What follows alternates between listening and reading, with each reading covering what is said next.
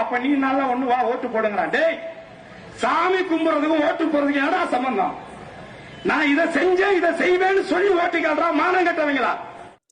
கடவுள் நம்பிக்கை இல்லாத இந்த திருட்டு திராவிட கும்பல்கள் எதற்காக இந்து கோயில்களுக்கு வரணும், ஏன் வரானுவோ அப்படின்றத என்னைக்காவது யோசனை பண்ணி பார்த்துருக்கீங்களா?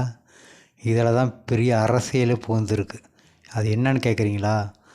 இந்த திருமாவளவன், ஸ்டாலின், இந்த திராவிட தீக்கா கும்பல்கள், ராசா, இந்த மாதிரியான இந்த திருட்டு திராவிட கும்பல்கள் எப்போதுமே இந்து கோயில்களுக்கு கட்டாயமாக வருவாங்க. வந்த பிறகு அங்கே விபூதி வைக்கும்போதோ இல்லை வேறு எதாவது செய்யும்போதோ அதை அவமதிப்பாங்க. அப்போ தான் கிறிஸ்தவர்களும் இஸ்லாமியர்கள் ஓட்டும் விழும். எந்த முஸ்லீம் தொழுகைக்கு போகிறான்ல, தொப்பி போட்டோம்னா தொப்பியை மண்டையில் போட்டான்னா போடுவானுவோ, வாடானா வருவானோ, உட்காரானா உட்காருவானுவோ. எவனும் வேணான்னு சொல்ல மாட்டான், இல்லைன்னு சொல்ல மாட்டான், எதுவும் சொல்ல மாட்டான், கம்முன்னு இருப்பானுவோ. ஆனால் இந்து கோயிலுக்கு வந்தால் மட்டும் இந்த சில்மிஷம்லாம் காட்டுவானுவோ, நிறையா சில்மிஷம் பண்ணுவானுவோ. இந்த திருமாவளவன் திருப்பரங்குன்றத்தில் வெளில வரும்போது போய் விபூதியை வச்சுக்கிட்டு மேலேருந்து இறங்கி அடிவாரத்துக்கு வரும்போது அந்த விபூதியை செல்ஃபோனில் பார்த்து அழிச்சிட்டு போன வீடியோலாம் நிறையா பார்த்துருப்பீங்க. ஸ்டாலின் வைகுண்டத்துக்கு போகும்போது நெத்தியில் வச்ச விபூதியை அங்கேயே அழிச்சாப்புல. இந்த வீடியோவும் புகைப்படம் நிறையா வெளில வந்திருக்கு. ஆனால் கிறிஸ்தவ சர்ச்சுக்கு போகும்போதோ இல்லை இஸ்லாமியர்கள் எதனா ஒரு ஃபங்க்ஷனுக்கு இந்த இஃப்தார் நோம்பு திறக்க போகும்போதோ இந்த சில்மிஷத்தெல்லாம் அங்கே காட்டவே மாட்டானுவோ. இதை நீ அடிக்கடி எப்போவுமே பார்க்கலாம். ஏன்னா சூடு சுரணை இல்லாத இந்துக்கள் அவங்கெல்லாம் இருக்கிற வரலையும் இதெல்லாம் எப்போவும் செஞ்சுக்கிட்டே இருப்பானுவோ. சர்ச்சை இடித்தா கிறிஸ்தவன் ஓட்டு போட மாட்டான், மசூதி எடுத்தால் இஸ்லாமிய ஓட்டு போட மாட்டான். ஆனால் இந்து கோயில் இடித்தா இந்துக்கள் கண்டிப்பாக ஓட்டு போடுவான். இந்துக்கள் கோயிலுக்கு போயிட்டு அவனிலே எட்டி வச்சா இந்துக்கள் கண்டிப்பாக ஓட்டு போடுவான். சூடு சுரணை இல்லாத இந்துக்கள் வாழக்கூடிய இந்த நாட்டில் ஓட்டுக்கா பஞ்சம்? இவங்களை அவமதிச்சா மட்டும்தான் ஓட்டு போடுவான். இந்துக்களுக்கு நல்லது செஞ்சால் ஓட்டே போட மாட்டான். அது மட்டும் தெளிவாக தெரிஞ்சு வச்சுருக்கானுவோ இந்த திருட்டு திராவிட கும்பல்கள்.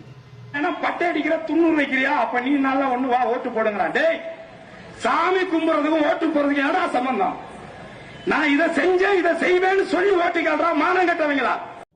இவனும் பார்த்துங்க நாக்க பிடுங்குற மாதிரி ஸ்டாலினை கேட்குறான் போலுக்கு. சந்தனக்கூடு திருவிழாவுக்கு சந்தனம் தரேன், மெக்காவை பார்க்குறதுக்கு ஃப்ரீயாக உங்களை அனுப்புகிறேன்னு சொல்லி ஓட்டு கேட்குற ஸ்டாலினை வண்டையாக கேட்குறான் போலுக்கு இவன் வர. நானும் ஒரு கிறிஸ்தவ பெண்ணை தான் கல்யாணம் பண்ணியிருக்கேன்னு சொல்லி சர்ச்சில் போய் ஓட்டு கேட்க தெரியுது. இதே வேலையை மற்றவன் செஞ்சால் மத வெறியன், ஜாதி வெறியன், எல்லாம் தலையெழுத்து. இந்த லொடுக்க பாண்டி இன்னும் பேசுகிறதையும் கேட்டு தொலைங்க. பட்டை அடிக்கிற துண்ணூறு வைக்கிறியா, அப்ப நீ நல்லா ஒண்ணு வா ஓட்டு போடுங்கிறான். டேய், சாமி கும்புறதுக்கும் ஓட்டு போறதுக்கு ஏடா சம்பந்தம்? நான் இதை செஞ்சேன் இதை செய்வேன்னு சொல்லி ஓட்டு கேள்றா மானம் கட்டவங்களா? சாமி கும்புற, நீ கும்புற, நானும் கும்புற, வாடான்னா இது என்ன அநியாயம்? இது என்ன அநியாயம்? தயவு செஞ்சு நீ யோசிச்சு பாருங்க. அப்போ மக்களை ஜாதி ரீதியாக பிளவு பண்ண பாக்குறான். நான் ஒண்ணு சொல்றேன், சுதந்திர காலகட்டங்கள்ல உலகம் முழுக்க வெள்ளையர்கள் வந்து உலகத்தை கையில வச்சிருந்தான், குறிப்பா இந்தியாவை கைக்குள்ள வச்சிருந்தான். உலகத்துல வெள்ளைக்காரனை யாராலும் ஜெயிக்க முடியல. ஆனால் வெள்ளைக்காரன் தோத்தது தமிழ்நாட்டுல. வரலாறு தெரியல உங்களுக்கு? எங்க தோத்தான்? சிவகங்கையில தோத்தான். யாருகிட்ட தோத்தான்? மரத்தி வேலுநாச்சி கிட்ட தோத்தான். தோத்தானா இல்லையா? ஒரு பொம்பளை ஜெயிச்சானா இல்லையா?